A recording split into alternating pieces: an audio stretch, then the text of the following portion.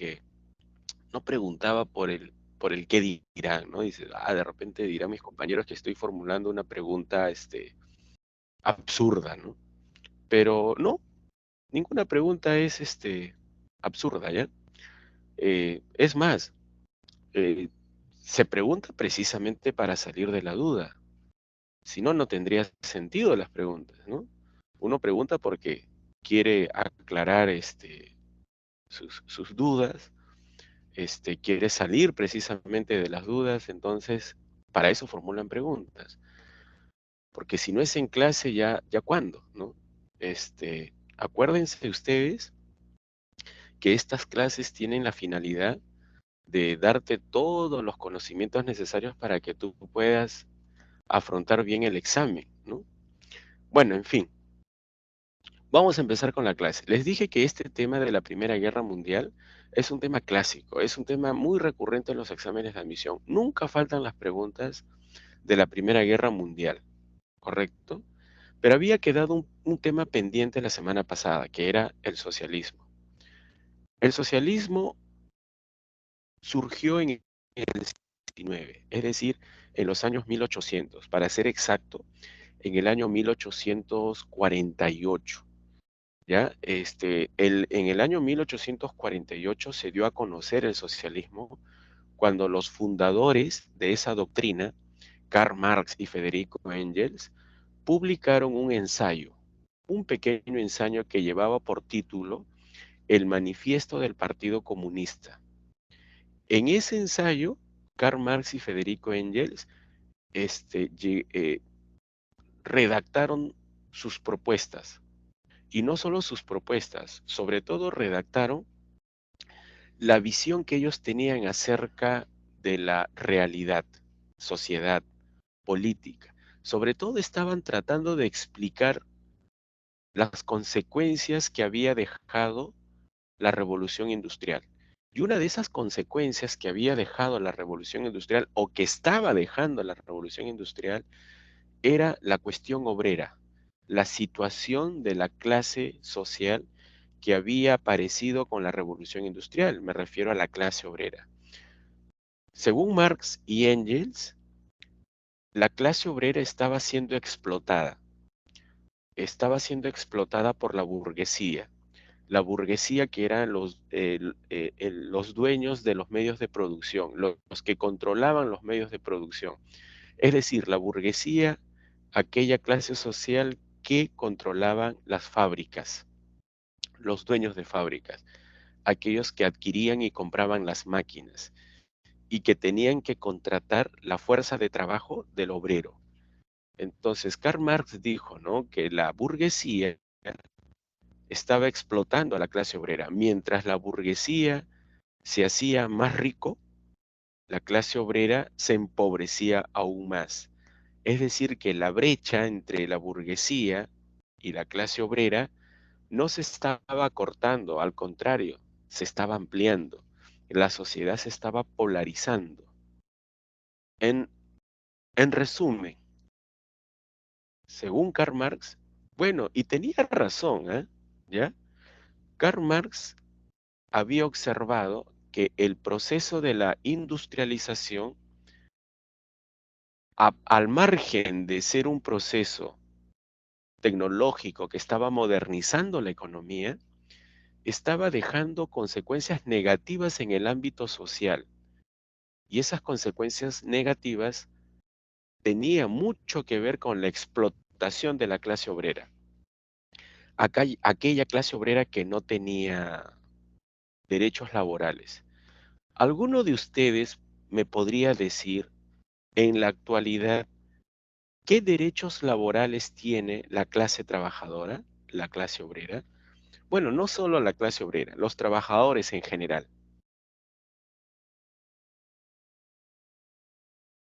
Vamos, alguien que se anime. Un derecho laboral importante del trabajador. Vamos, ustedes algún día van a entrar al mercado laboral, si es que ya no están trabajando, claro. Vamos, alguien Trabajo que de 8 recuerde. horas. Perdón, no te escuché muy bien. ¿Me podrías repetir, por favor? Trabajo de 8 horas. Correcto. Muy bien, gracias.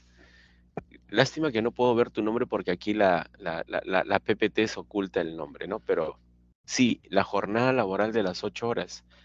Ese es un derecho laboral que se logró conquistar gracias a la organización de la clase obrera. Antes no había jornada laboral de las 8 horas. Es decir, que un trabajador podía desarrollar su jornada laboral en 14, 12, 15 horas. No había ley que protegiera en ese aspecto al trabajador. La jornada laboral de las 8 horas.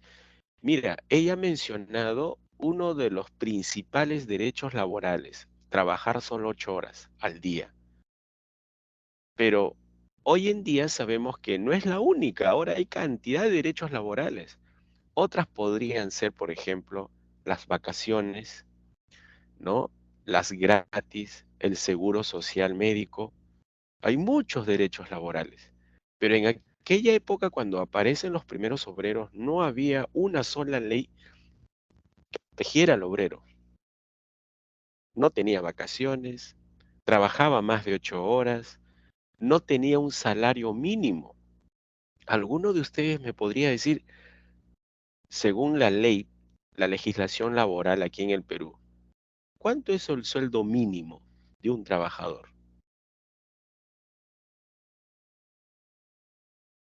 Vamos, ¿cuánto es el sueldo mínimo de un trabajador?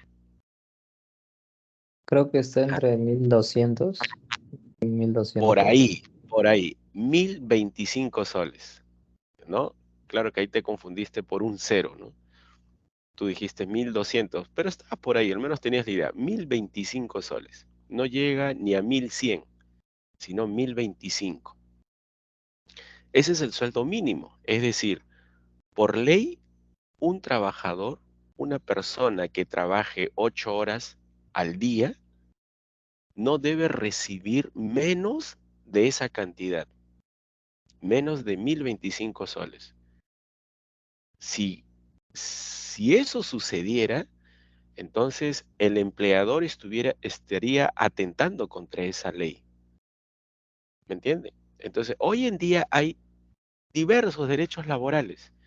Sueldo mínimo, ya te dije, jornada laboral de las 8 horas, vacaciones, también hay gratificaciones, seguro médico, en fin.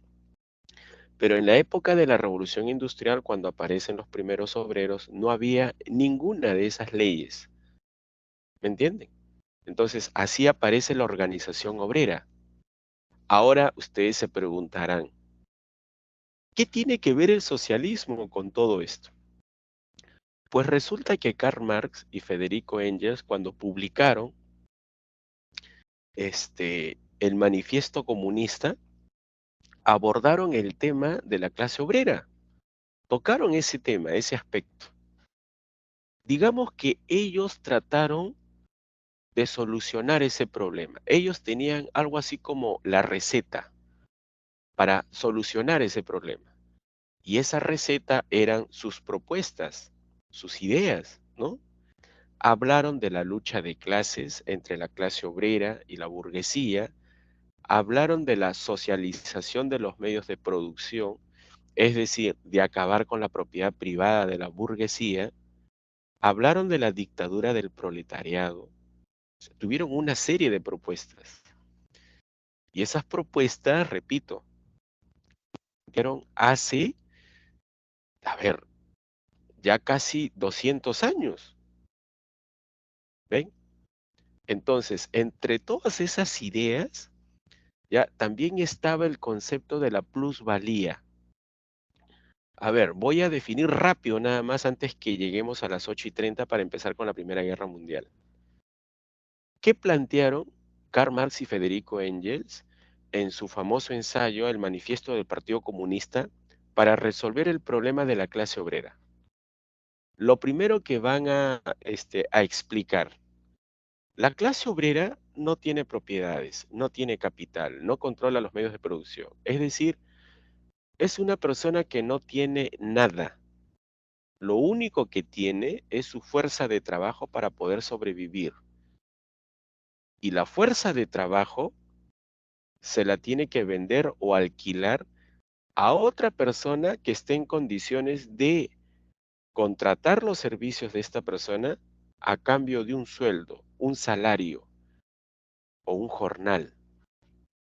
¿Me entienden? Imagínate, yo soy un obrero del siglo XIX, no he recibido herencias, no tengo propiedades, no tengo casa, no tengo créditos, no tengo nada.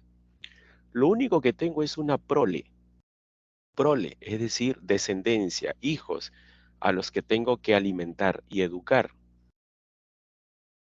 De ahí viene el término proletario. Al obrero también se le conoce como proletario. Entonces, ¿qué es lo que tengo que hacer? Tengo que alquilar mi fuerza de trabajo, que es lo único que tengo, ¿ya? Tengo que trabajar, ¿no? Dicho de otro modo, ¿para qué? Para dar de comer a mis hijos, porque yo no cobro una renta, no alquilo un departamento porque no tengo propiedades, ¿no? Entonces, esa es la definición de la clase obrera según Marx.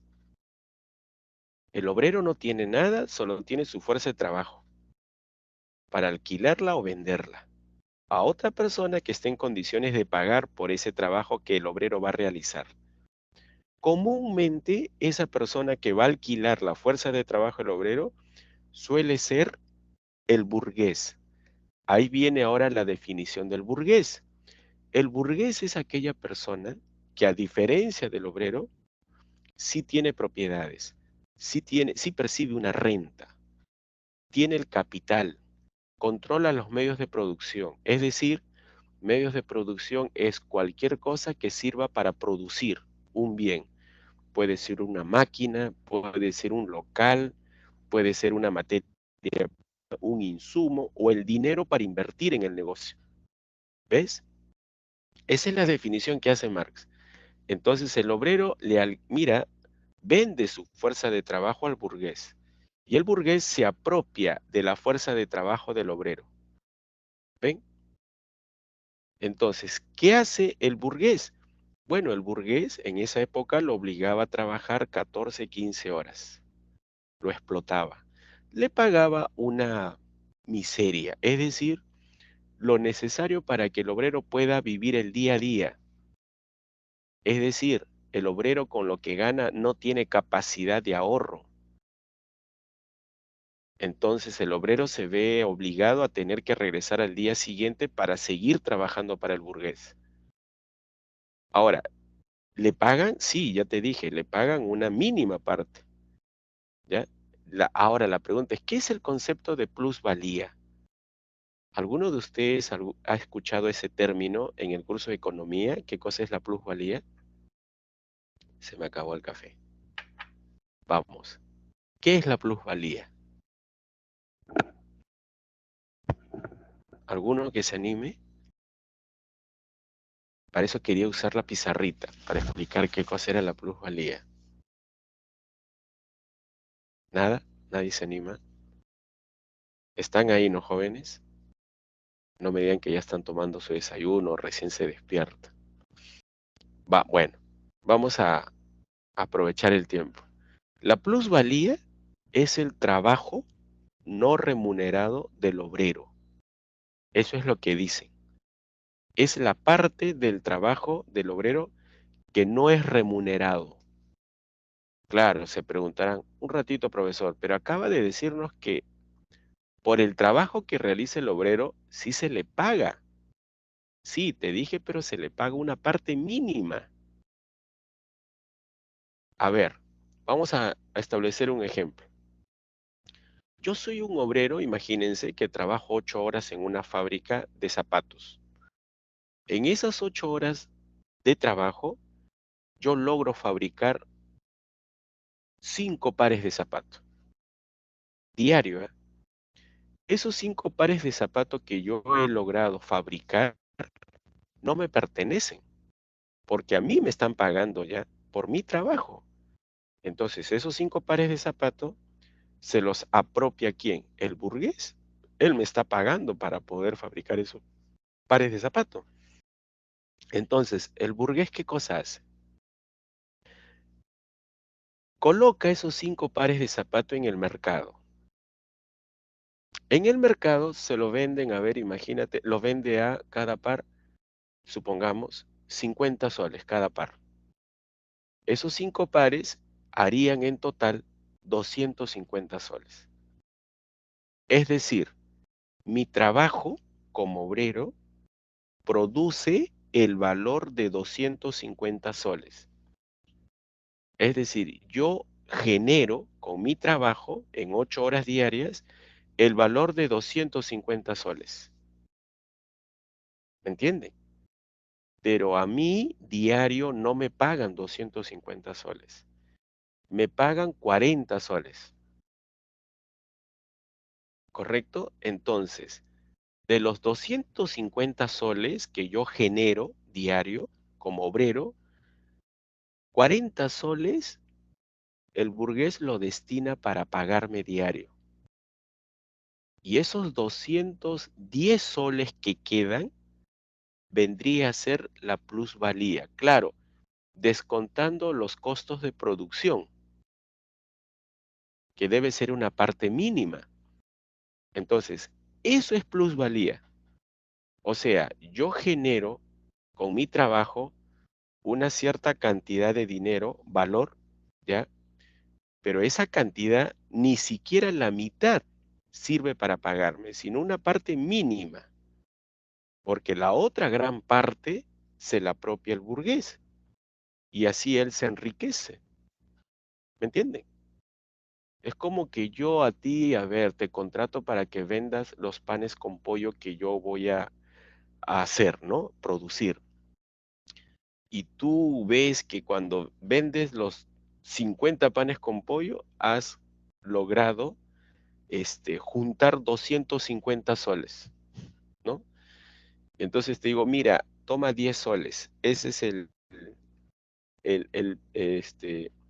pago que te voy a dar por tu día, 10 soles. Oye, los 240, eso me pertenecen, ¿ves? Eso es plusvalía. Entonces, Marx habló de la plusvalía. Entonces, es ahí donde Marx empieza a plantear soluciones, propuestas. ¿Qué hay que hacer? La clase obrera se tiene que organizar y llevar a cabo una lucha de clases, es decir, acabar con el Estado burgués, porque la burguesía, según Marx, no solo tenía el control de los medios de producción, el aparato productivo, sino que también controla la política, controla el Estado. Y la burguesía en el poder nunca va a realizar reformas en beneficio de la clase obrera. Entonces, ¿qué es lo que tiene que hacer la clase obrera? Tiene que luchar contra la burguesía, sacarlo del poder y establecer una dictadura del proletariado. Y una vez que alcance el poder, tiene que emprender reformas. ¿Qué tipo de reformas? Abolir la propiedad privada. Y esa propiedad de la burguesía, la propiedad privada, tiene que pasar a manos del Estado. ¿Ves? Esas son propuestas, ¿no?, del socialismo científico de Karl Marx y Federico Engels. Puedes o no estar de acuerdo, esas son sus propuestas. ¿Ya? Hay algunas personas que critican, cuestionan ese tipo de propuestas y medidas, y hay otras que las defienden, pues, ¿no? En fin. Listo. Ahora, ¿qué les parece, siendo las 8:35? Pasamos ya al tema que nos corresponde. ¿Alguna pregunta que de repente deseen formular acerca del socialismo antes de pasar al tema de la Primera Guerra Mundial? Quería usar la pizarra, pero bueno, parece que no se ha podido usar la pizarra.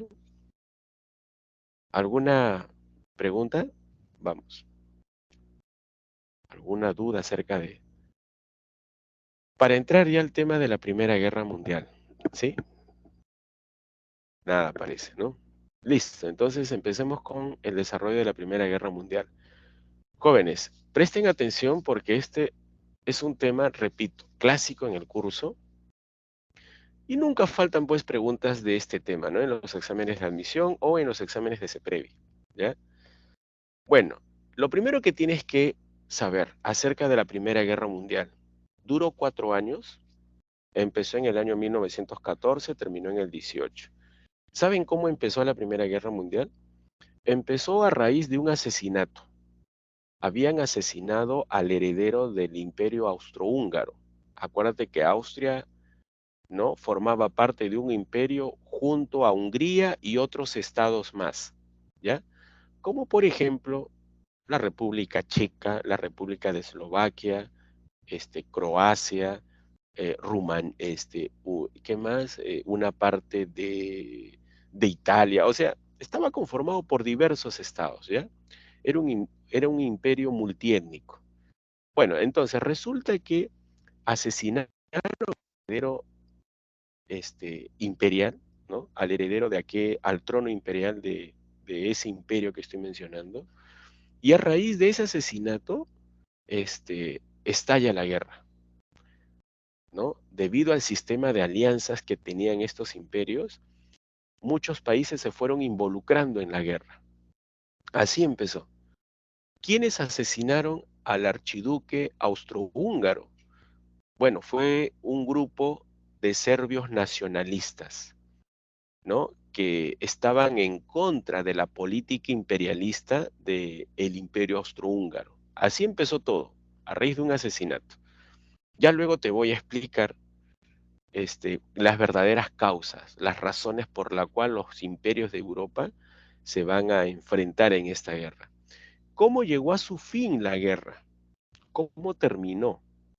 Cuando Alemania firma el armisticio de Compiègne ante los aliados, deja las armas e intenta negociar con los aliados, ¿ya? Pero no logró negociar bien, sino que ocurrió todo lo contrario. A los alemanes, los aliados, lo perjudicaron muchísimo. Los aliados le impusieron a Alemania el Tratado de Versalles, que ya luego te voy a explicar por qué es importante hablar del Tratado de Versalles. Entonces, la guerra empezó en el año 1914 cuando asesinaron a un archiduque heredero al trono austrohúngaro y terminó cuando Alemania firmó un armisticio. Armisticio no significa rendición incondicional, es decir, Alemania no se rindió de manera incondicional ante los aliados. No dijo, hemos perdido, reconocemos nuestra derrota y nos rendimos incondicionalmente y vamos a aceptar todo lo que digan los aliados, los que pelearon contra nosotros. No fue así. Firmaron un armisticio y el armisticio es como una tregua, es como un cese al fuego, ¿no? Decir, oye, un ratito, estamos cansados, ¿qué te parece si dejamos por un momento las armas e intentamos negociar para ver cómo ponemos fin a esta guerra? Ese es armisticio, ¿correcto? Entonces, dicho esto ya sabes cómo empezó, cómo terminó. Entonces ahora viene lo más importante, que es la definición y luego las causas. A ver, espero que se pueda ver la diapositiva. Estoy viendo ahí algunas imágenes, ¿ya? En la parte de aquí, mira. Hay 3 imágenes, ¿ya? La Primera Guerra Mundial fue una guerra total. Fue una guerra moderna. Fue distinta a las anteriores guerras. ¿Por qué considero que es una guerra moderna? No solo yo, sino muchos libros dicen, es una guerra moderna, dicen. ¿Por qué? Porque se va a emplear armas destructivas y novedosas. Por ejemplo, ves ahí el tanque. Antes no se usaban tanques. El tanque reemplazó a la caballería. Acuérdate que antes las guerras, por ejemplo las de Napoleón, se utilizaban caballería. En la Primera Guerra Mundial seguían usando caballería, pero ya no era digamos, lo importante en una guerra. Digamos que la caballería quedó en un segundo plano, ¿no? Y el tanque reemplazó prácticamente a los caballos. ¿Saben qué país fue el primero en usar tanques? Inglaterra. Por ejemplo, aquí, mira, ves, mira, estos 2 soldados que estás aquí. que están aquí, perdón. ¿Qué tipo de armas puedes notar aquí, en esta imagen? Es otra novedad, ¿eh? En la Primera Guerra Mundial. Antes no se usaban ese tipo de armas. Era imposible ver, por ejemplo, a Napoleón Bonaparte con estas mascarillas. Para protegerse ¿de qué arma? ¿Podrían mencionar, por favor? Vamos. Gas mostaza. Gas mostaza. Es decir, que forma parte de las armas químicas. No habían antes armas químicas. Las armas químicas, como el gas mostaza, empiezan a emplearse en la Primera Guerra Mundial. Aparte, que no figura aquí por si acaso, estaban los submarinos. Aunque los submarinos ya se usaban ya, ¿no? Años atrás ya. Pero los submarinos también empiezan a ser usados en la Primera Guerra Mundial. El aeroplano también. Y luego se ve aquí en la parte central una trinchera. Las trincheras fueron tácticas, estrategias típicas de la Primera Guerra Mundial. Ahora, les formulo la pregunta, a ver quién se anima a responderme. ¿Gracias a qué Europa pudo fabricar este tipo de armas modernas y letales? ¿Qué tuvo que pasar para que Europa tuviese ese tipo de armas? Vamos, ¿qué es lo que hizo que Europa tuviese ese tipo de armas? ¿Qué tuvieron que desarrollar antes? Mira que tiene el tema que expliqué ya hace una semana atrás, ¿eh? La revolución industrial. Correcto. La revolución industrial. La industrialización, ¿te acuerdas que te dije que era un proceso por la cual los europeos empezaron a fabricar máquinas? Pero esas máquinas en un inicio debían servir para producir bienes como alimento y ropa. Pero de pronto esa tecnología la utilizaron para fabricar armas, armamento. Entonces, la tecnología, el desarrollo tecnológico, sirvió para fabricar ese tipo de armas letales. Y eso que todavía falta, el lanzallamas, ¿no? La infantería pesada, la ametralladora. Imagínate, fue una guerra, pero con armamento letales. Por eso tuvieron la cantidad de víctimas. Más de 10 millones de personas murieron en esa guerra. Muchos se preguntarán, oye, ¿y en otras guerras no hubo esa cantidad de víctimas? No, no las hubo. La guerra podía durar años. La guerra de los 7 años, la guerra de los 30 años. Pero pregunta, oye, ¿y en esa guerra cuántas personas morían? ¿No? ¿Acaso morían 10 millones de personas? No. Entonces, ¿cuál fue la guerra donde murieron la mayor cantidad de personas? La Primera Guerra Mundial. Y eso que no duró 30 años, apenas duró 4 años. Claro, si lo comparamos con las otras guerras del pasado, como las de Napoleón, que duró como 20 años, ¿no? Entonces, con 4 años de guerra, la Primera Guerra Mundial tuvo más de 10 millones de víctimas. Entonces, eso es lo que tienes que saber, ¿ya? Otra cosa, otro dato importante. La Primera Guerra Mundial también es conocida como la Gran Guerra. Ahí no te vayas a confundir, Gran Guerra. ¿Por qué? Porque en un inicio esa guerra se creía que era solo una guerra europea. Se inició en Europa. Y como las anteriores guerras, la gente decía, bueno, en Europa es común, es ya casi normal que esos países peleen, ¿no? La guerra ha sido algo característico de los europeos. Díganme cuándo no han peleado, esos han peleado toda la vida. Entonces, cuando se inicia la guerra, ya, producto del asesinato que te mencioné, los países de otros continentes, como la de Estados Unidos, decían, es una guerra más en Europa, ¿ya? Por eso le llamaron la Gran Guerra. Sin embargo, mientras se desarrolla la guerra en Europa, se vieron involucrados países de otros continentes. Y te voy a decir por qué exactamente. Primero, los países de África como Sudáfrica, Australia en Oceanía, Nueva Zelanda en Oceanía, Canadá en América, participaron en la guerra.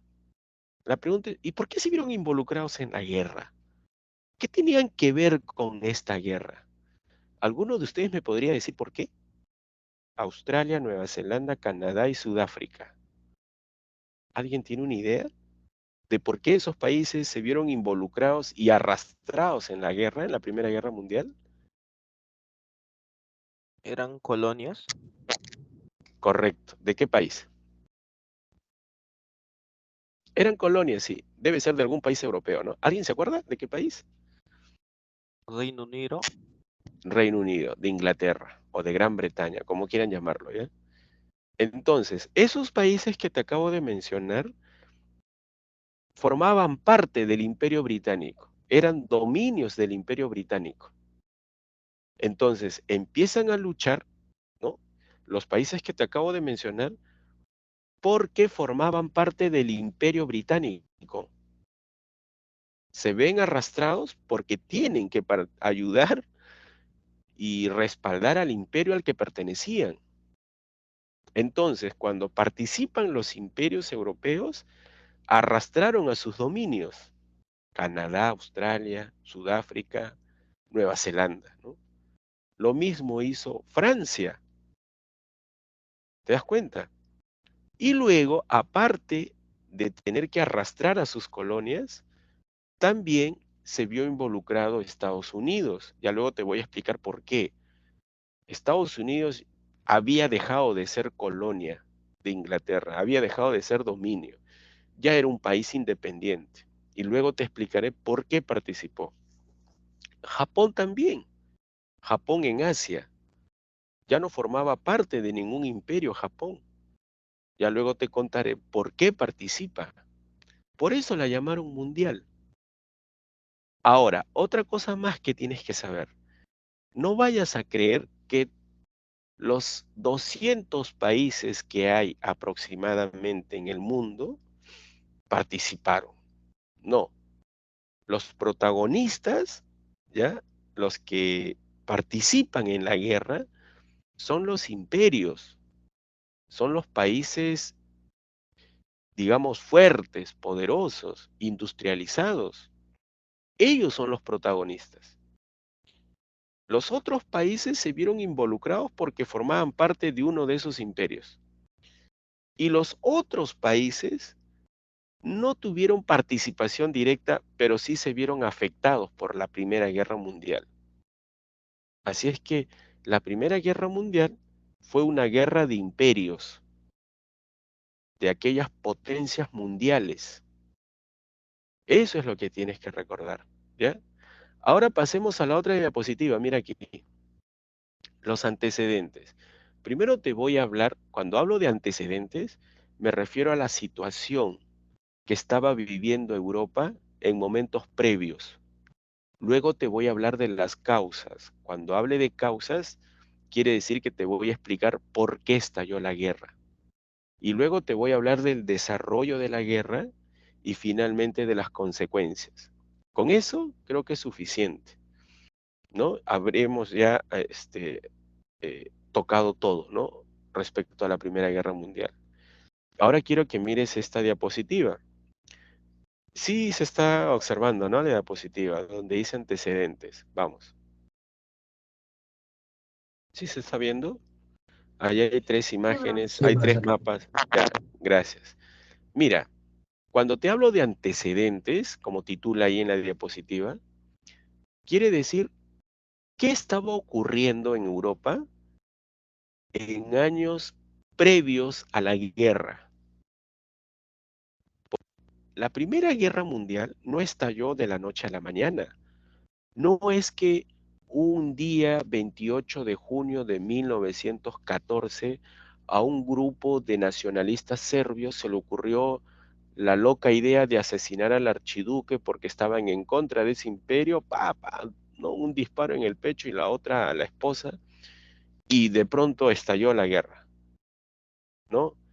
Se supone que la guerra estalla porque ya los países de Europa estaban envueltos en diversos problemas. Unos problemas que arrastraban, no te imaginas, 40, 43 años. O sea, ya Europa, ya el continente europeo se vivía un ambiente tenso de guerra desde mucho tiempo atrás. La situación de los países de Europa no era buena. Las relaciones diplomáticas en Europa no eran sólidas, no eran tan buenas que digamos. Existía mucha hipocresía. Te hablaban de repente de paz y todo lo demás, pero por dentro, ¿no? Es como la clásica imagen, ¿no? Cuando dos personas se abrazan, no sé si has visto esas caricaturas, ¿no? Y de pronto mientras tú lo abrazas, tienes una cuchilla o una daga ahí como intentando darle en la espalda, ¿no? Ya, algo así era la relación de Europa, ¿ya? Entonces, las relaciones diplomáticas no eran tan amistosas que digamos. Existía mucha hipocresía en los diplomáticos europeos. Había un ambiente tenso, ¿no? Un ambiente belicista, un ambiente horrible, ¿no? Sabían por dentro, ¿ya? Los mandatarios de Europa, que la guerra podía estallar en cualquier momento, que la guerra se avecinaba. No sabían cómo iba a estallar la guerra, ni cuándo, ni dónde. Solo sabían que la guerra era inevitable. Y es más, incluso algunos la esperaban. La pregunta es, profe, ¿cómo que la van a esperar? Sí, la esperaban. Para eso ya estaban preparados, para eso ya habían formado alianzas. Entonces, ya estaban listos ya. Entonces, estaban esperando la guerra. ¿Por qué? Porque muchos de esos políticos que gobernaban Europa, como Otto von Bismarck, claro, Otto von Bismarck no llegó a vivir para ver la Primera Guerra Mundial. Cuando estalló la Primera Guerra Mundial, Bismarck, el canciller alemán, ya estaba muerto, que yo sepa. Pero en los años que fue canciller Bismarck, Europa ya estaba en problemas. Bismarck incluso era consciente que en el continente europeo podía estallar una guerra, ¿no? Entonces, en Europa habían políticos que creían que la guerra era quizás hasta la mejor solución para resolver sus problemas. Ya decían, no hay otra forma de solucionar los problemas que hay en Europa solo con guerra. Y para eso tenemos que estar preparados. ¿Ves? Ese era el ambiente que había en Europa. Entonces, seguro estarán pensando, ¿no? Oye, ¿qué problemas tenía Europa? A ver, aquí te voy a mostrar este cuadro que está aquí, mira, ¿ya? Donde dice etapa de la paz armada en Europa. Quiero que prestes atención, si hay alguna duda, yo voy a estar atento a tus preguntas, ya sea por chat o por micrófono, ¿ya? Mira, la revolución industrial hizo que algunos países modernizaran sus economías, que algunos países elevaran su PBI, su producción, que algunos países sean ricos. De los 200 países que hay en el planeta, no vayas a creer que los 200 países se industrializaron. No fue así. La industrialización solo fue para unos cuantos países. Creo que se pueden contar con los dedos de la mano. Serán entre 10, 15 o 20, no pasan de ahí. Yo diría hasta menos, ¿eh? Por ejemplo, ¿me podrían decir qué países de América en el siglo XIX se habían industrializado? Uno, 5 países, 10 países. ¿Me podrías mencionar? ¿Cuántos países crees tú que en América se habían industrializado? Vamos, díganlo. ¿Cuántos? Uno. Uno. ¿Cuál? Creo que ya está por demás la Estados pregunta. Unidos. Estados Unidos. ¿Ves? Uno nada más en América, Estados Unidos. En Asia, por aquella época, en los años previos a la guerra, ¿cuántos países crees tú que se habían industrializado? Habían logrado la industrialización. Vamos. ¿Quién se anima? No estamos en un examen, chicos, ¿eh? Estoy preguntando, ¿no? Tratando de Japón. Solo Japón nada más. Dice, China se ha industrializado hace poquito. Hace poco. No hace 100 años. No hace 150 años. Hace 30 años. Sí, hace 30 años, por más que te parezca así. Y están en una industrialización, pero acelerada. ¿Ves? La pregunta es, oye, en Japón, un solo país en Asia. En América solo Estados Unidos. En África no hay. Y en Europa, ahí viene el problema. En Europa era más de uno. Estaba Inglaterra, estaba Bélgica, estaba Holanda, estaba Francia, estaba Alemania. Rusia se estaba industrializando de manera lenta. Entonces, ahí viene el problema. Dice, profe, ¿cuál es el problema? Que en Europa hay más, ya parezco portugués, más, dije. Había más de un país que estaba logrando la industrialización. Por lo tanto, en Europa empieza la competencia. ¿Competencia en qué? Empiezan a competir. Primero compiten por la producción. ¿Quién produce más? ¿Correcto? Por ahí estaba Alemania, por ahí estaba Francia, por ahí estaba Inglaterra. Empiezan la competencia. ¿Quién produce más? Y resulta que como esas economías europeas producían muchísimo, empiezan entonces a buscar mercados. ¿Qué son mercados? Mercados, entiéndase, que son territorios, poblaciones, que tú tienes que dominar para obligar a esa población a comprar tus productos, tu producción excedente. O sea, no tiene sentido de producir tanto si no tengo mercados, si no tengo clientes. Si voy a producir, tengo que buscar mercados. ¿Qué población me tiene que comprar? Para poder saber dónde voy a exportar. ¿Ven? Otra, si quiero aumentar mi producción para competir con el otro país, necesito materia prima para mi industria. Caucho, algodón, petróleo, cobre. Necesito materia prima. Y muchas veces esas materias primas están en lugares lejanos, en África, en Asia, en América Latina. Ahí están esas materias primas. Y algo más, necesitamos mano de obra barata. Es decir, saber dónde colocar, mira, sucursales de nuestras fábricas en lugares donde la mano de obra sea barata para maximizar nuestras ganancias. ¿Ves?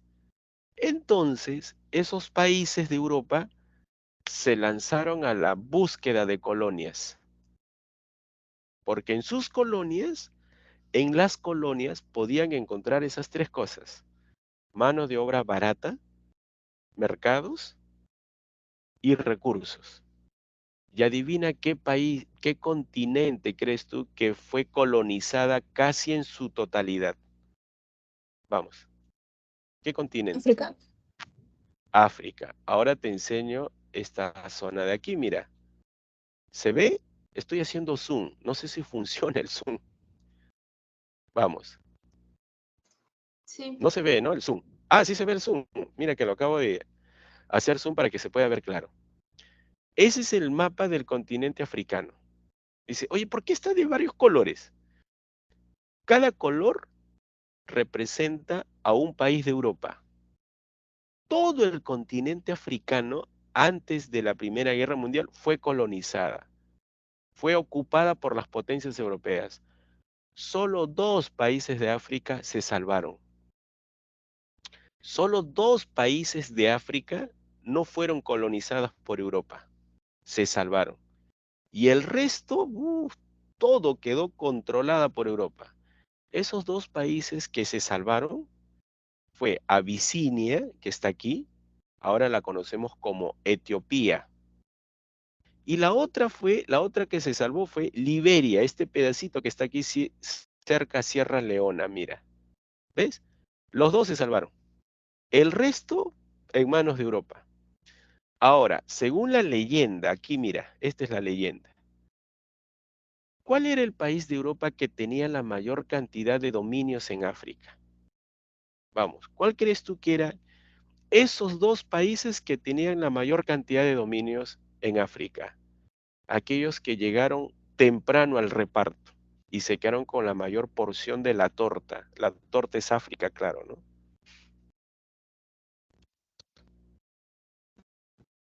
Están viendo, ¿no? Me imagino. Inglaterra. Correcto. ¿Y la otra? Francia. Y la otra, Francia. Aunque ahí no aparece con el nombre de Inglaterra, sino dice Reino Unido, ¿no es cierto? Ya. El Reino Unido poseía todas estas partes de aquí, mira. La parte anaranjada, ¿no? De norte a sur, imagínate, así, de norte a sur. Y Francia era la parte morada, que iba desde África Occidental hasta esta zona, creo que aquí se llama Djibouti, si no me equivoco, se llama ahora. No lo sé exactamente, ¿ya? Incluyendo Madagascar, mira. Entonces, ¿cuál era el problema? El problema es que las potencias europeas se han repartido el continente africano, pero de manera desigual. Es decir, países como Inglaterra y Francia se quedaron con la mayor parte de la torta. A ellos, la mejor tajada, así enorme, un tajadón, casi la mitad, más de la mitad todavía. Y lo que sobra va a países como Alemania. Uy, se me fue creo que aquí está, mira. Países como Italia.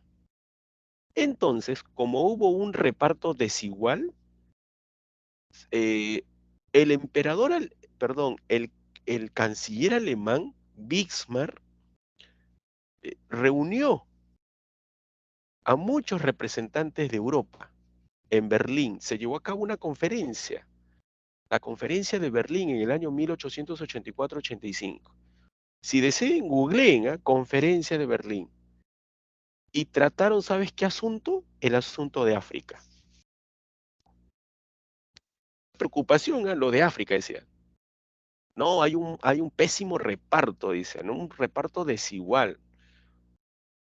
Francia e Inglaterra se han quedado con más de la mitad. Y otros hemos recogido las sobras, dicen. Ahí empieza el problema, ya mira. Entonces, uno de los principales problemas que tenía Europa era la rivalidad por las colonias. Era una rivalidad imperialista. Si poseo pocas colonias, es muy difícil que yo pueda producir más. Entonces voy a estar en desventaja con aquellos países que tienen mayor cantidad de colonias. ¿Por qué? Porque como tienen cantidad de colonias, mayor cantidad de recursos, mayor cantidad de mano de obra barata, un gran mercado. ¿Ven? Ahí empieza el problema. Por eso dicen que la principal causa de la Primera Guerra Mundial no fue la muerte del archiduque. Eso es lo de menos. Cuando asesinaron al archiduque nadie lo lloró. El único que lloró fue el tío, creo que era el emperador de Austria-Hungría. El resto no le interesaba. Solamente fue el pretexto, como te habrán comentado. Entonces, ¿cuál era el principal problema de Europa? La rivalidad por los dominios. quieren un nuevo reparto en África y en el mundo entero. Esas potencias industrializadas necesitan mercados, necesitan, ya te dije, ¿no? Recursos. Es decir, la industrialización los obligó a buscar colonias. Y buscar colonias significa convertirse en imperios. Y esos imperios entraron en conflicto. ¿Ves? Te comento otra, por ejemplo. Otro problema que tenían los europeos antes de la guerra. Ahora mira aquí, por favor. Espero que se pueda ver, ¿ya? En caso de que no se vea, me avisan, por favor. Yo estoy dando por hecho doy por hecho que está funcionando mi Zoom, por si acaso. ¿Ya? Si no funciona, me avisan. Ese es un pedacito del mapa europeo. Eso ya no es África, ese es Europa. Y ahí puedes notar algo, ¿no? Esta parte de aquí es el reino de Prusia. Ustedes dirán, ¿y ahora qué cosa es Prusia? ¿Qué país es Prusia ahora? Porque ese país ya no existe, ese reino no existe. Ahora saben qué país es, ¿no? Vamos, ¿alguien me podría decir qué país es? Alemania. Correcto, Alemania. Ahora es Alemania. No existía antes del año 1870 Alemania. Solo existía un conjunto de estados alemanes. Y en este conjunto de estados alemanes había uno fuerte que se llamaba Prusia. Y Prusia, con su rey Guillermo I y el canciller Otto von Bismarck, deciden crear un estado fuerte y poderoso, un imperio. Pero para crear ese imperio necesitaban juntar a los otros estados alemanes pequeños, a los otros estados germanos pequeños. Entonces, Bismarck inicia un proceso político que conocemos como la unificación alemana. Empieza a unificar a todos los estados pequeñitos porque quiere crear un solo imperio, el imperio alemán, el segundo Reich alemán. Pero cuando Bismarck decide llevar a cabo ese proceso de unificación política y territorial, aparecen algunos países vecinos que no estaban de acuerdo, que van a hacer lo posible para impedir esa unificación.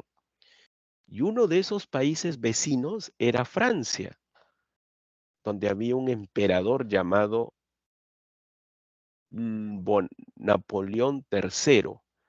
Era el sobrino de Napoleón Bonaparte, ¿ya? Entonces, el imperio francés como que trata de impedir esa unificación. Entonces, ¿qué hizo el reino de Prusia? El reino que estaba tratando de unificar el imperio alemán o al territorio alemán. Bueno, se enfrenta a Francia. Así estalla una guerra, la guerra franco-prusiana. ¿Quién ganó esa guerra en el año 1870-71? 43 años antes de la Primera Guerra Mundial, miren, la ganó Prusia. Invadió el territorio francés, ¿ya? Si no me equivoco, llegaron hasta París todavía, y le impusieron un tratado a los franceses, el Tratado de Frankfurt. Los franceses humillados aceptaron el tratado, aceptaron la ocupación militar alemana. Fue tipo así la guerra entre Perú y Chile, igualito, casi similar, ¿eh? Todo lo que hizo Chile en nuestro país, lo hizo Alemania contra Francia. En este caso, compara, pues, ¿no? Haz la analogía. Francia es el Perú y Alemania es Chile. La guerra franco-prusiana. Incluso es tan similar, ¿no? Esta analogía que estoy haciendo, que nuestra capital fue ocupada, ¿no es cierto? Fue invadida por las tropas chilenas que entraron, ¿no? Y nos quitaron dos provincias, ¿se acuerdan? Trapacá y Arica, ¿no? Lo mismo hicieron los alemanes con los franceses. Le quitaron dos provincias a Francia. ¿Cuáles fueron esas dos provincias? ¿Alguien recuerda? Alsacia y Lorena. Correcto. Alsacia y Lorena. ¿Por qué los chilenos, continúo con la analogía, ¿ya? Nos quitaron las provincias de Tarapacá y Arica? ¿Qué había ahí? Había un recurso importante, ¿no? Que era exportado al mercado europeo. ¿Te acuerdas? ¿Qué crees que había? ¿O tú Salitre. crees que es salitre? Correcto. ¿Por qué no nos van a quitar desierto? Pues no, de nada sirve. Se supone que nos quitaron ese territorio porque alguna riqueza natural había ahí. Era salitre. ¿Por qué crees que le arrebataron a Francia esas dos provincias, ¿no? Alsacia y Lorena? No había salitre, por si acaso, ahí. En Alsacia y Lorena no había salitre. Había otro recurso. Habían minas de carbón mineral, que era importante para la industria alemana. Todavía se seguía usando carbón. Entonces, imagínate, había muchos recursos. Le quitaron esas dos provincias. Entonces, a partir de esa fecha, se inicia una rivalidad entre Francia y Alemania por las provincias de Alsacia y Lorena. Y había otra, mira, aquí, por favor. Creo que prestes atención a esta parte. Había una rivalidad entre el Imperio ruso y el Imperio austrohúngaro. ¿Por qué? Por el dominio de esta zona de aquí, llamada los Balcanes. ¿Ya?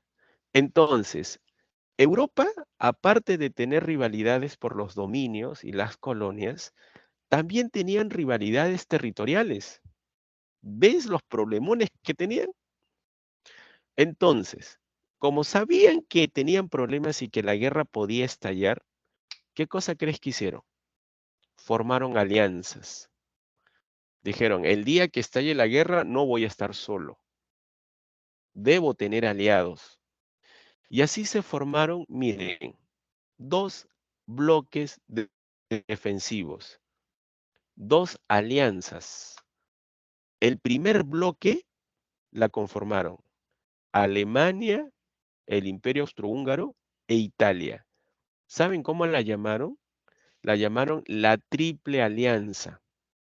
No te guíes por esto, ¿eh? Por favor. La Triple Alianza la llamaron. Eso fue en el año 1882. Imagínate a cuántos años, ¿eh? Antes de la Primera Guerra Mundial. Y luego, en el año 1907, los franceses formaron su propio bloque defensivo. La llamaron la Triple Entente. ¿Quiénes la conformaban? Gran Bretaña y Rusia. Lo completaba Francia. Triple Entente, Triple Alianza. ¿Ves? Se formaron bloques. Y luego, miren lo que van a hacer los países de Europa. Dicen, oye, o sea, como la guerra se avecina, como la guerra ya está cantada, ya es inevitable, pero no sabemos cuándo va a estallar. Tenemos que fabricar armas, pues, ¿no? Y empieza la carrera armamentista.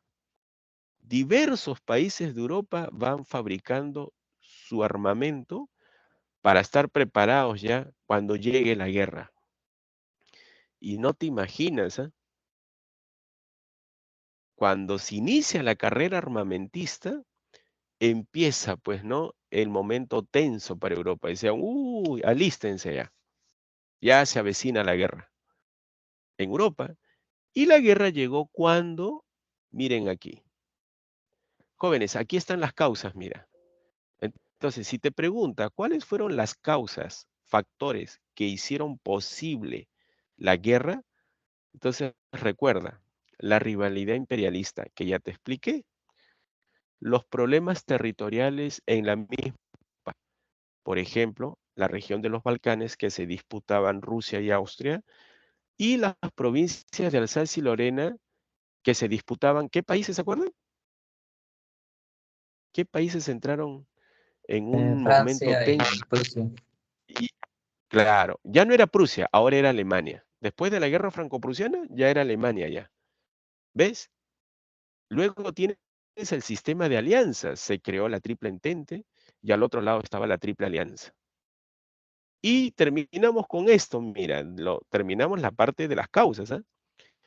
el nacionalismo. Esta parte me parece interesante, ¿ya?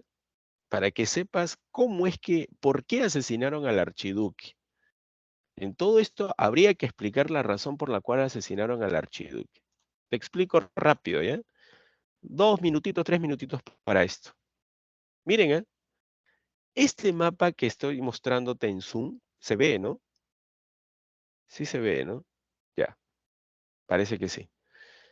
Es el mapa del Imperio Austrohúngaro. La pregunta es, oye, ¿y por qué tiene diversos colorcitos ahí, ¿no? Amarillo, verde, rosa, celeste, morado. O sea, que hay de todos los colores ahí. Te voy a decir por qué. El Imperio Austrohúngaro era un imperio multiétnico. Es decir, era un imperio que estaba conformado por diversos pueblos o naciones. ¿Qué cosa es nación?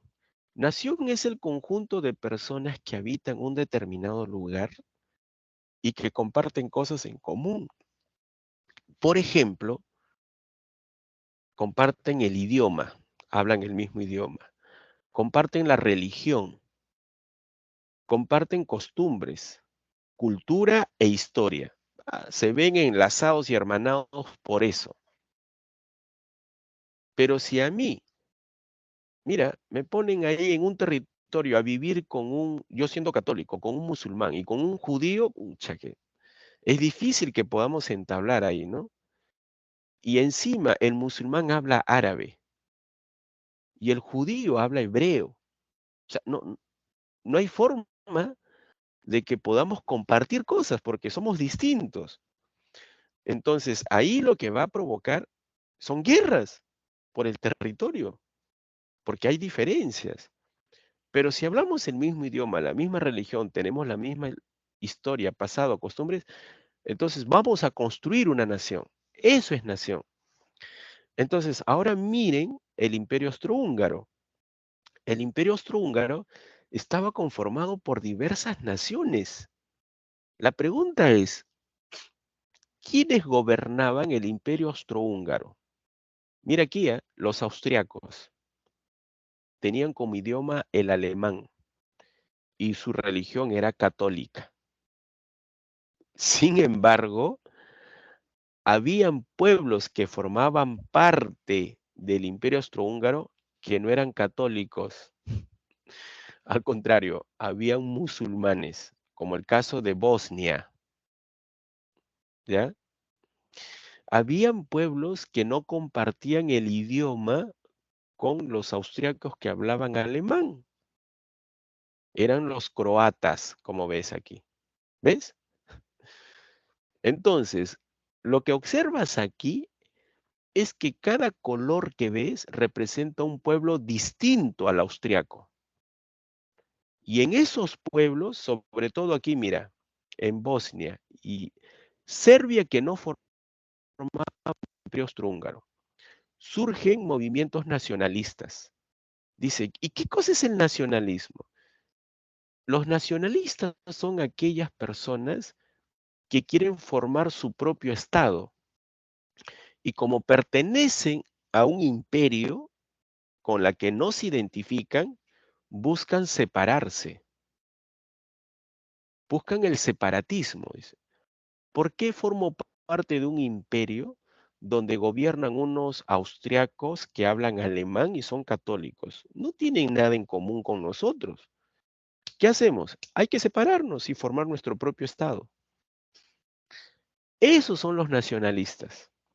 Y resulta, espero que esta parte que es importante, resulta que aquí en Serbia, ¿ves la manito que estoy mostrando? En Serbia, que no formaba parte del Imperio Austrohúngaro, se formaron grupos nacionalistas. Uno de esos grupos nacionalistas era la Mano Negra. Eran unos nacionalistas serbios que querían esto, mira, incorporar a Serbia el territorio de Bosnia.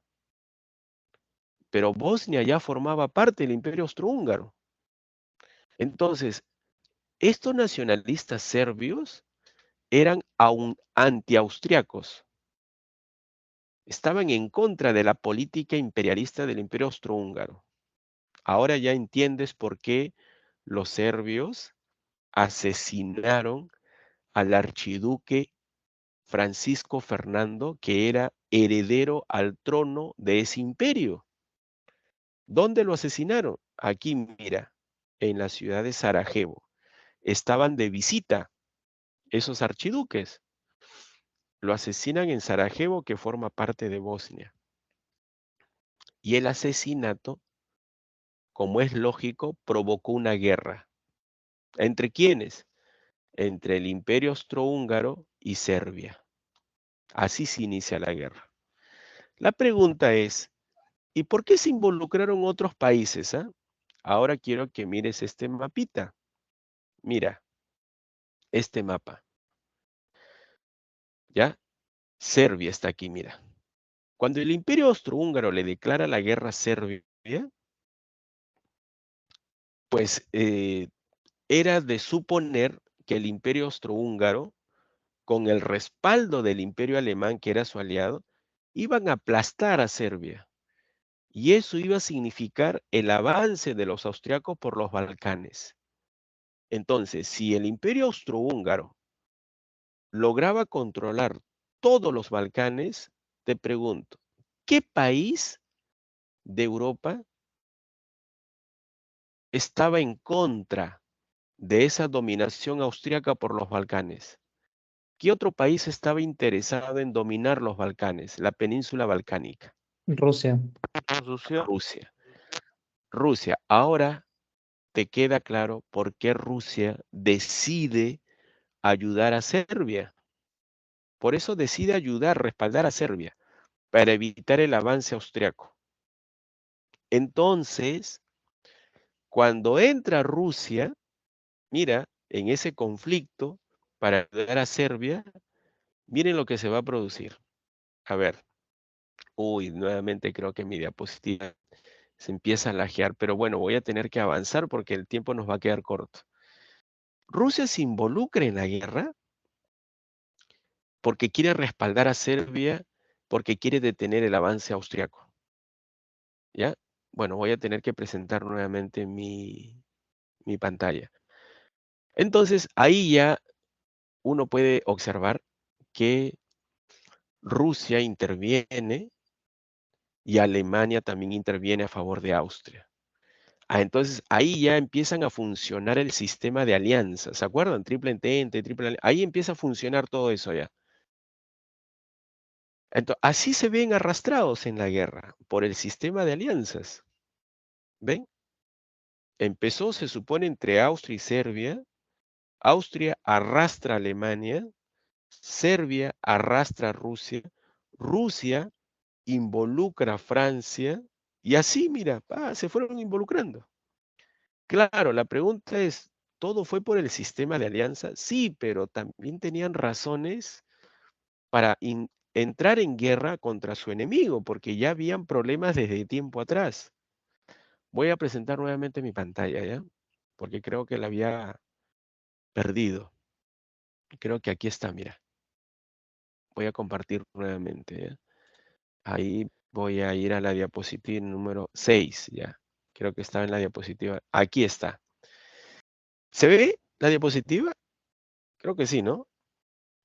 Sí, profesor. Bueno, gracias. Mira, entonces miren aquí esta parte. Estas son las principales potencias que se van a enfrentar en la guerra. Dirán, profe, ¿por qué no dice triple entente y triple alianza? Porque cuando se inicia la guerra, la triple alianza y la triple entente empiezan a funcionar, pero uno que otro país, como el caso de Italia, se aleja de sus antiguos aliados y se pasó al otro bando. Ese fue el caso de Italia, ¿no? Dice, Italia, ¿por qué no continuó con Alemania y con Austria? ¿Por qué se tuvo que ir en plena guerra al bando enemigo? Porque recibió propuestas, pues, mejores que la de Alemania. ¿Qué propuestas recibió Italia? Si te juntas con nosotros, si peleas con nosotros, es decir, con Francia e Inglaterra, te aseguramos que ganamos la guerra y que te vamos a entregar compensaciones territoriales. Incluso te vamos a entregar territorios de Austria, si es posible. Italia dijo, ah, bacán. ¿Dónde tengo que firmar? Dijo, ah, acá en Londres. Firmaron el Tratado de Londres y así Italia se convirtió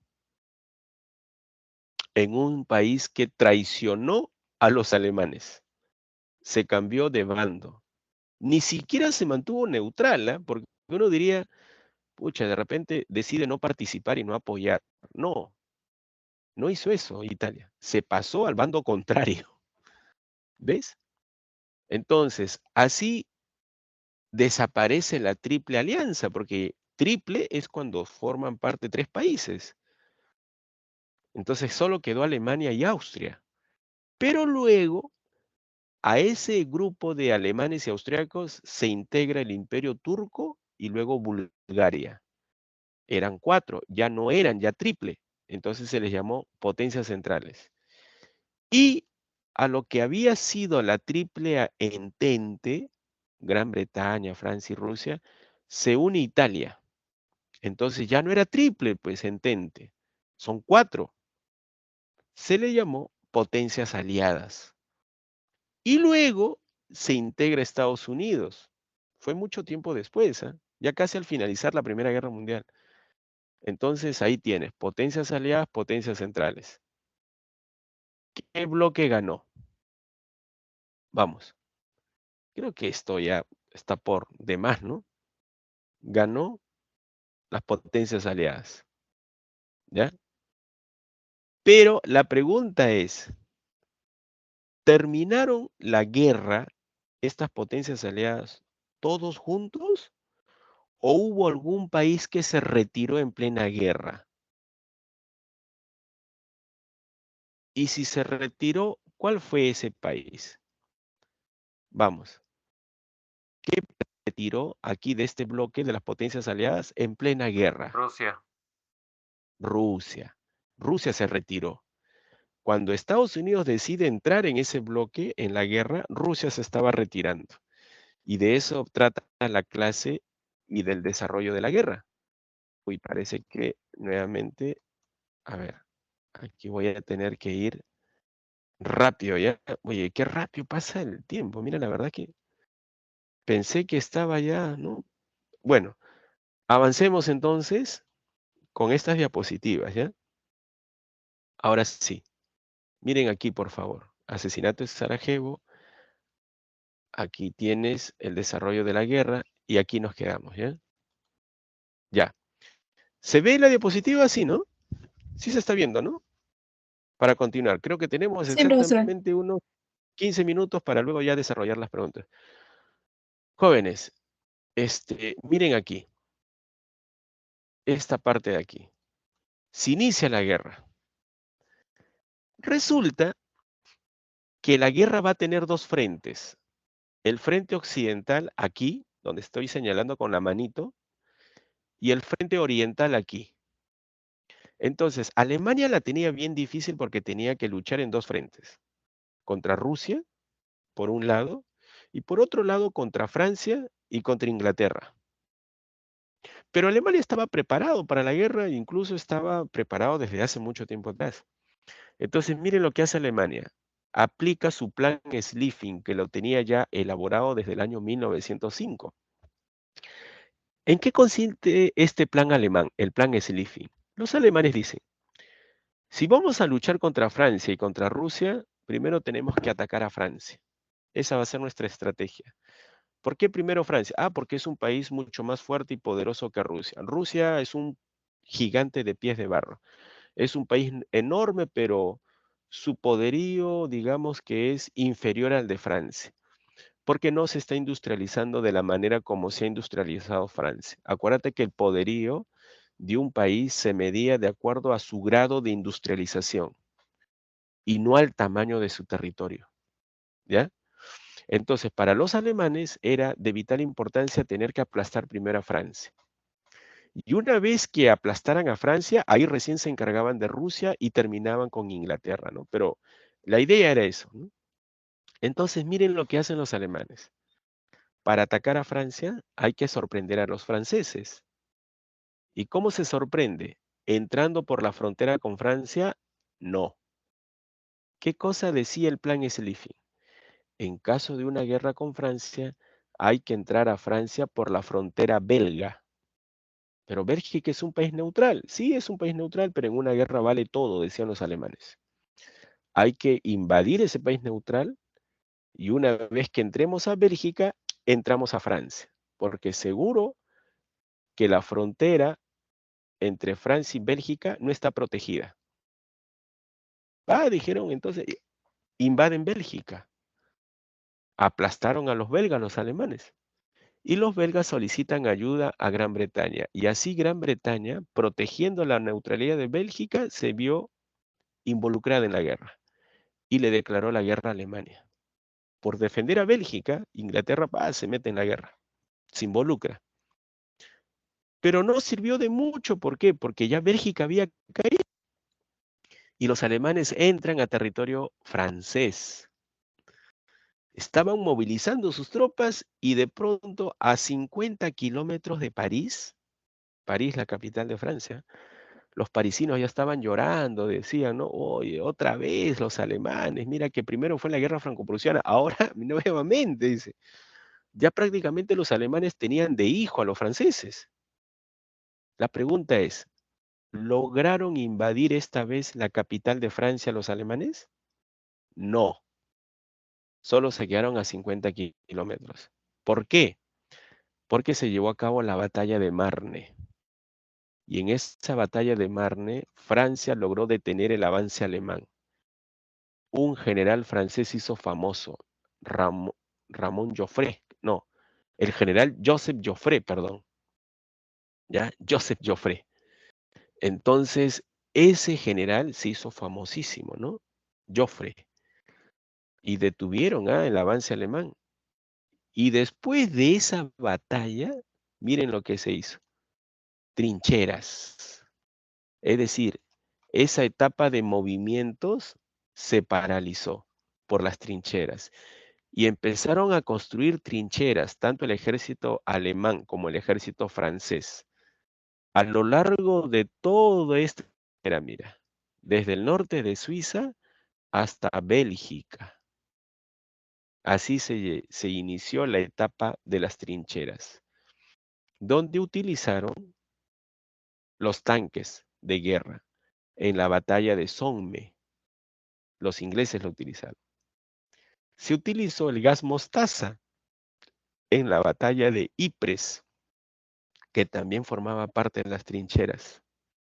Es decir, que en las trincheras se llevaron a cabo diversas batallas, la de Verdún, la de Somme y la de Ypres. La pregunta es, ¿quién ganó? No, estaban parejos las fuerzas, trincheras. Mientras que, ahora mira aquí rápido, por favor.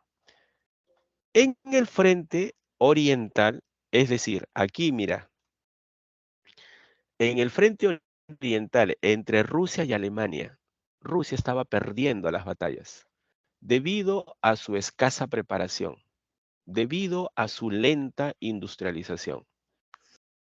Alemania derrotó en varias batallas a Rusia. Lo derrotó en la batalla de Tannenberg, en la batalla de los lagos Masurianos.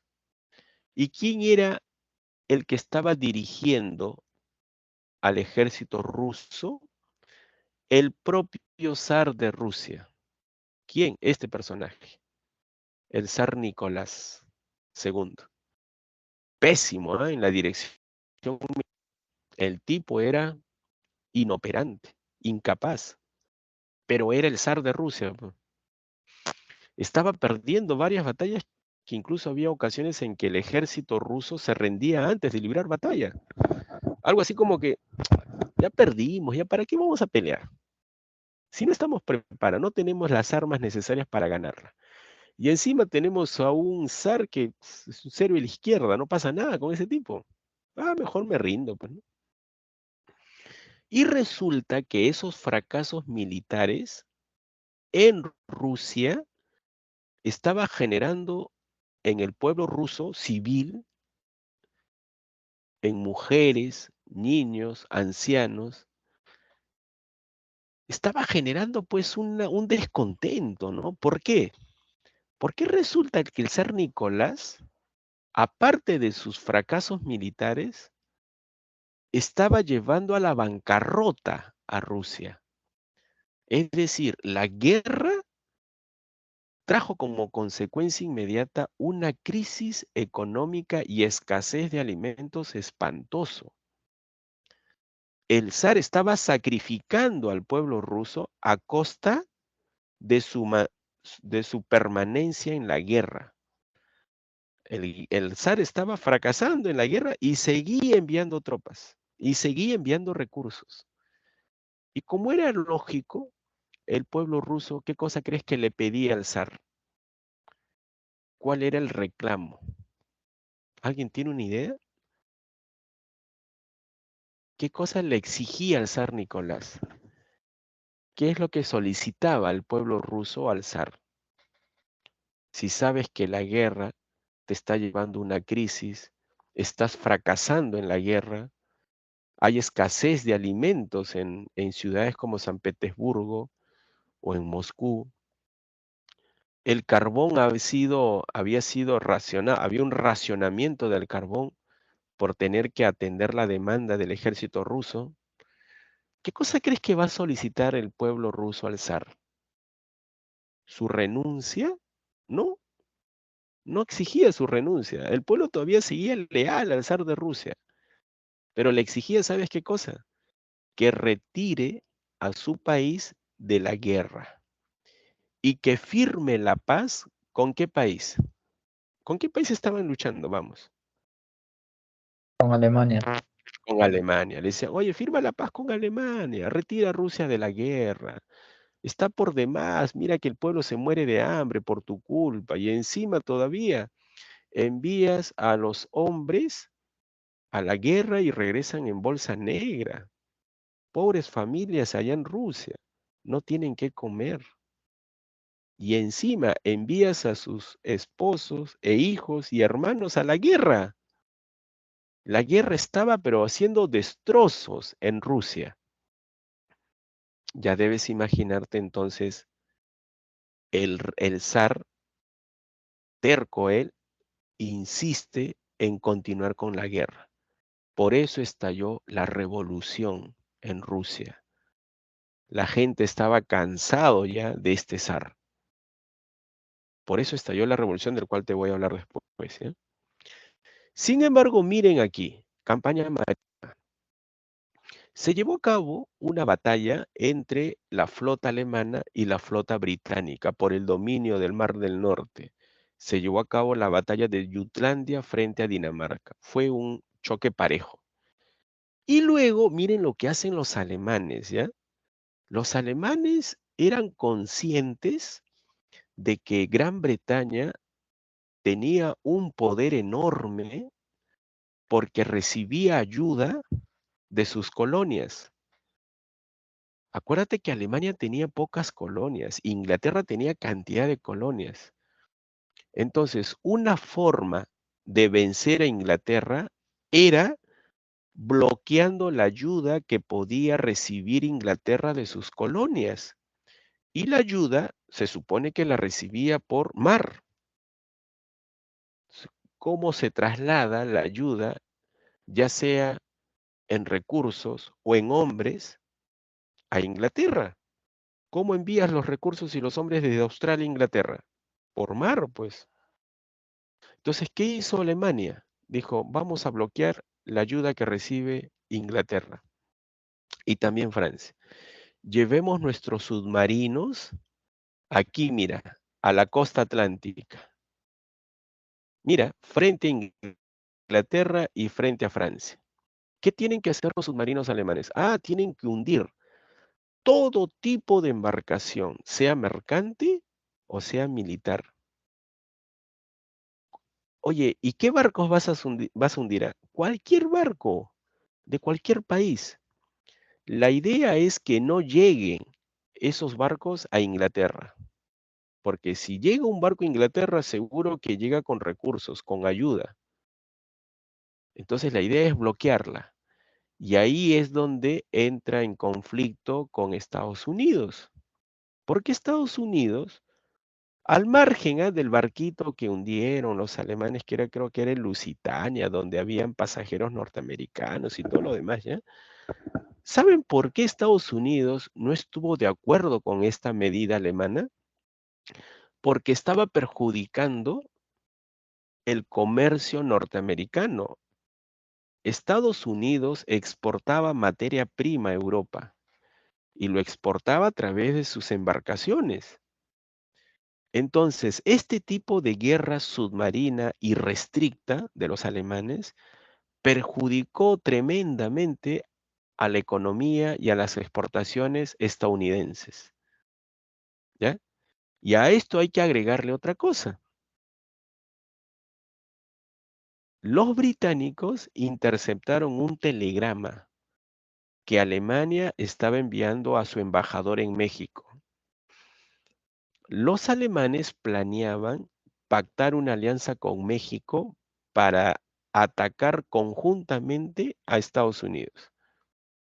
Ese telegrama que llevaba la orden, mira, al embajador alemán allá en México, fue interceptado por el servicio de inteligencia británico. El telegrama es conocido como el telegrama Zimmermann. Los ingleses interceptan el telegrama y se lo envían a Estados Unidos, ¿no? Y el presidente Wilson en Estados Unidos, al conocer el telegrama, dijo, aquí está la prueba de que Alemania pretende atacarnos. Se lo envió al Congreso y el Congreso, al conocer el telegrama, aprobó la declaración de guerra a Alemania. Entonces, hay dos razones por la cual Estados Unidos le declara la guerra a Alemania. La primera es la guerra submarina de los alemanes, que perjudica las exportaciones norteamericanas. Y la segunda es el telegrama Zimmermann, un telegrama alemán que tenía pretensiones de convencer a México para pactar una alianza con Alemania y atacar a Estados Unidos. Esas dos razones hicieron que Estados Unidos le declarase la guerra a Alemania. Y así, Estados Unidos interviene en la guerra. Ahora mira aquí, mientras Estados Unidos está interviniendo en la guerra con el presidente Wilson y el general Pershing de Estados Unidos que está enviando tropas a Europa, Rusia se está retirando de la guerra. ¿Pero por qué se retira? Porque la revolución ya se había dado en Rusia. Es algo que vamos a explicar la próxima semana con detalle, ¿ya? El que llevó a cabo la revolución fue Lenin. Ya luego te explicaré las razones por las cuales Lenin retira a Rusia de la guerra, la Primera Guerra Mundial. Firmó el tratado Brest-Litovsk. Bueno, él no lo hizo personalmente, ya envió a Trotsky, por si acaso.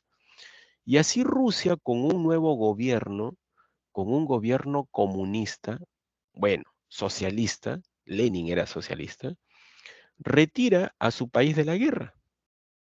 Y de ahí empieza pues otra guerra en Rusia, una guerra civil que, repito, te voy a explicar la próxima semana. Lo cierto es que Rusia se retiró de la guerra porque había un nuevo gobierno, un gobierno socialista, el de Lenin.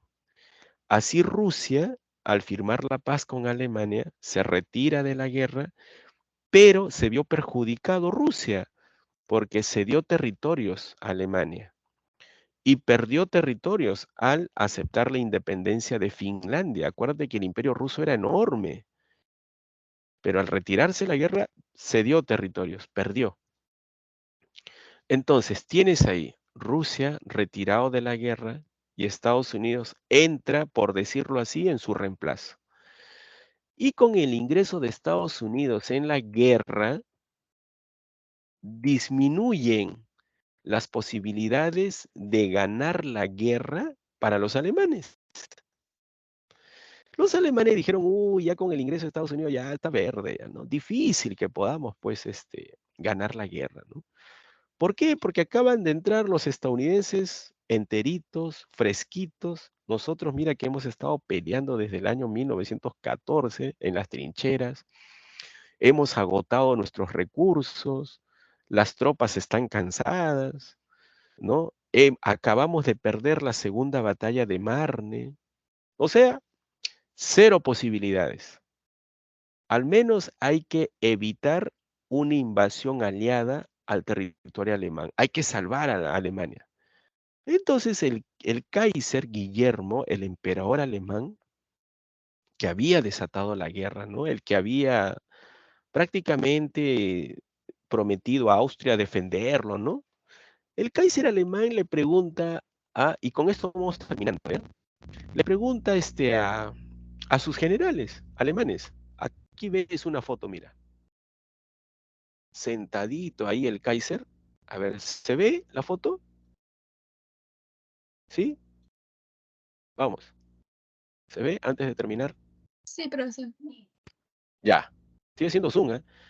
Este es el personaje, mira, clave en la historia de la Guerra Mundial, Primera Guerra Mundial, el Kaiser alemán. Alemania era un imperio, ¿ya? Y aquí está sentadito, aquí, mira, adelante, junto a sus generales. Hay un episodio importante al final de la guerra, que es necesario que lo sepas, ¿ya? El Kaiser les pregunta a sus generales, señores, ¿qué posibilidades hay de ganar la guerra? Considerando de que Estados Unidos acaba de entrar en la guerra. Ha enviado sus tropas a Europa. Está el general Pershing, ¿no? Ahí con sus tropas estadounidenses. Sus generales le dicen, las posibilidades son nulas. Ya no hay forma de ganar la guerra. Pero todavía nos encontramos en territorio francés, ahí en las trincheras, pero ya no hay posibilidades. ¿Qué me recomiendan? Dice el Kaiser. ¿Qué debemos hacer? Entonces estos generales que gobernaban junto al emperador alemán, porque era un imperio militarista. Alemania quería ser la primera potencia del mundo, quería ganar la guerra, quería superar Inglaterra, pero con el ingreso de Estados Unidos, ¡bah!, se van las posibilidades. Y los generales le aconsejaron, ahí viene la parte importante, ¿eh? Le dicen, renuncia al trono. Usted tiene que renunciar. ¿Por qué? Porque no sabemos si Alemania va a perder la guerra y posiblemente la pierda, pero todavía no la perdemos. Viene una derrota. Lo que nosotros creemos es que Alemania va a ser derrotada. Que eso ocurra, ¿ya? Usted renuncie. Pero podemos negociar, dice, con los aliados. Sí, la idea es negociar, pero no sabemos en qué condiciones vamos a negociar, porque los aliados saben que pueden ganar la guerra. Entonces le aconsejamos algo. Renuncie al trono y deje usted que estos políticos, mira aquí ahora, Federico Ebre, ¿estás viendo, no? Es un personaje, un político civil, porque si no estaría de uniforme, ¿no es cierto? Él era un socialdemócrata, un socialista moderado, y además era judío. Miren, judío socialista, alemán. Entonces los generales le dicen a su emperador, renuncie usted y ahórrese el trabajo de tener que negociar con los aliados, o evite la humillación de la derrota. Renuncia al trono, abandone Alemania, y eso fue lo que hizo el Kaiser. Renunció y se fue a Holanda. Le dijo, ¿no? Le dicen los generales, renuncie y deje usted que esos políticos de izquierda que nos han estado molestando durante estos 4 años de guerra, porque esos políticos nunca estuvieron de acuerdo con la guerra. En vez de apoyarnos, siempre nos han dado la espalda, siempre nos han criticado, siempre han intentado poner al pueblo alemán en contra nuestra. Ahora que las cosas están difíciles, deje usted que estos políticos tomen el poder, a ver qué hacen. Esos políticos se deben comer la sopa, tomar la sopa que ellos mismos prepararon y la sirvieron. Ahora pues, ¿qué van a hacer? Entonces, miren, el Kaiser renunció, se fue a Holanda y les entregó el poder a estos hombres. Así llega a su fin el Imperio Alemán y se crea una nueva república, la República del Weimar. Todavía no terminaba la guerra y la República del Weimar recibe un país en ruina y encima a punto de ser derrotado. Y estos políticos judíos y socialistas de la República del Weimar, ¿ya? Porque Alemania pasó de ser un imperio, pero con la renuncia del Kaiser se convirtió en una república. Ellos firmaron el armisticio de Compiègne. Mira, este nuevo gobierno firma el armisticio, es decir, deciden, se supone, negociar con los aliados. Pero los aliados franceses e ingleses no negociaron, sino que le impusieron. Dijeron, si vas a dejar las armas, si quieres dejar de pelear, vas a tener que aceptar lo que vamos a imponerte. ¿Y qué cosa le impusieron? Le impusieron el tratado de, a ver, uy, se me plagió, qué pena. El tratado de Versalles. Y el tratado de Versalles, que fue prácticamente redactado por ingleses y franceses, era un tratado humillante. Era un tratado que responsabilizaba de toda la guerra a Alemania. Entonces, era un tratado humillante para Alemania. A eso se referían los generales alemanes, del Kaiser Guillermo. Se avecina la tormenta.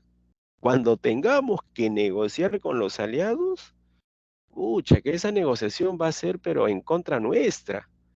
Pero mejor que lo haga el nuevo gobierno. ¿Ven? Que lo haga el nuevo gobierno, decía. Ellos a ver que se perjudiquen. Ellos tienen, a ver qué cosa hacen, pues, ¿no? Y firmaron el Tratado de Versalles. Les impusieron el Tratado de Versalles. La República del Weimar aceptó. Imagínense qué significó el Tratado de Versalles, ¿ya? Alemania fue responsabilizada de la guerra. Le quitaron territorios. ¿Qué más? Le quitaron sus colonias. Le quitaron su flota mercante. Le quitaron sus armas. ¿Y saben cuál fue lo peor de todo? Le impusieron un pago de reparación enorme por todos los daños que había ocasionado Alemania en la guerra. Debía reparar ese daño con dinero. Una suma exorbitante. Y la República del Weimar aceptó.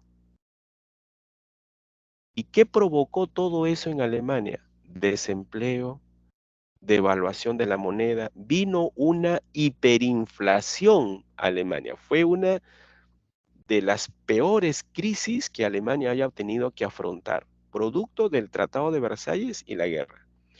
Y adivinen qué, esos millones de alemanes desempleados empezaron a responsabilizar de su desgracia, de la desgracia alemana, ¿a qué gobierno?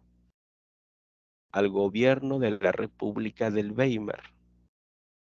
Y la República del Weimar era gobernado por judíos y socialistas. Entonces empiezan a echarle la culpa de toda la crisis alemana a los judíos y socialistas.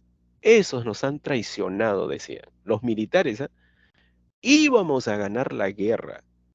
Estos judíos y socialistas que ahora gobiernan Alemania nos han clavado un puñal por la espalda. Y ahora miren lo que han hecho con el país. Han firmado el Tratado de Versalles y ahora mira cómo está Alemania. Ellos son los culpables. Ahora te quedó claro por qué en Alemania, y con esto terminamos, ¿ya?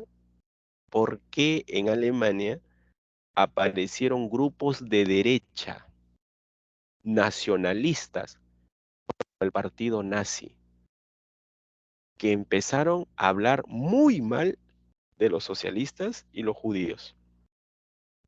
así aparecen los grupos de la derecha radical y extremista. No la derecha democrática, porque hay una buena derecha, pero esa derecha que apareció en Alemania era radical, ultraderecha, nazis, que intentaron llegar al poder mediante un golpe de Estado, pero no pudieron. Hitler fue a la cárcel incluso, ¿eh? El líder del partido nazi, Hitler, fue a la cárcel precisamente por haber intentado un golpe de Estado. Pero luego se va a reponer el partido nazi, ¿no? Ahora ya más o menos sabes, ¿no? ¿Por qué los judíos, los socialistas, eran criticados por la gran mayoría del pueblo alemán? ¿Por qué aparecen grupos políticos como el partido nazi que criticaban a los socialistas y judíos y decían, los nazis, ¿eh?, que ellos tenían la receta para sacar a Alemania de la crisis? De eso hablaremos la próxima semana.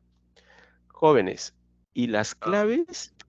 Dime, te escucho. Profesor, disculpe, entonces, básicamente Guillermo II renuncia por el consejo de sus generales Sí, y se va a sí. Holanda, y entonces cuando renuncia termina el Imperio Alemán y comienza la República de Weimar, ¿no? Sí, exacto, Y exacto. eso lo gobiernan los de izquierda y ahí firmaron La el is- armisticio, ¿no? sí, la izquierda moderada, porque Ok. los socialdemócratas era la izquierda moderada y había otro tipo de izquierda radical en Alemania todavía, pero era la izquierda. Sí, ese es cierto. Pero de eso hablaremos ya la próxima semana, de cómo aparece el partido nazi, la revolución rusa y el fascismo italiano.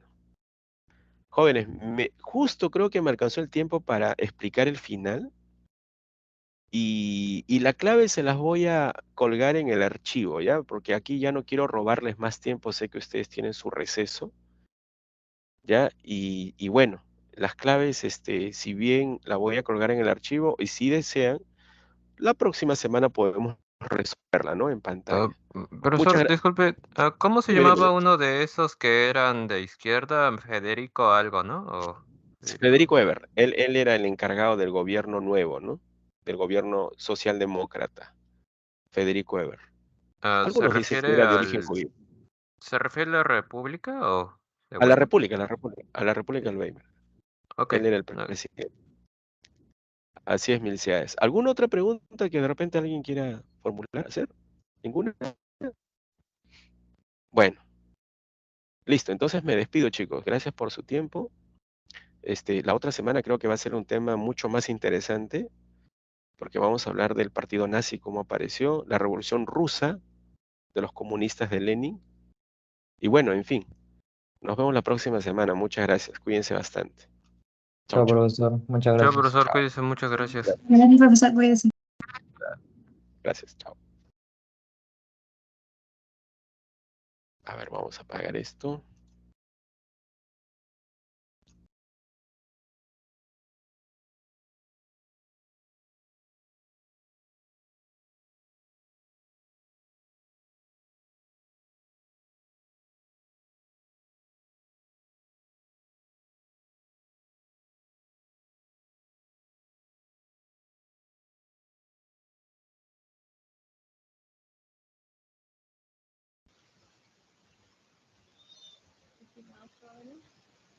Gracias, profesor.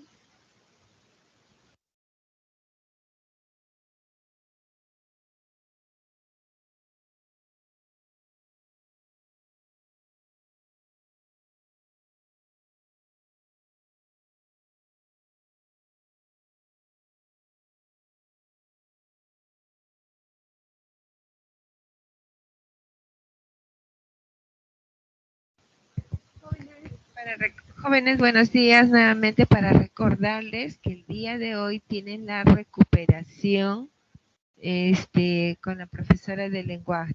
¿Recuerdan? Hola, chicos. Sí, profesora. Ah, ya. Gracias, Xiomara, por responder.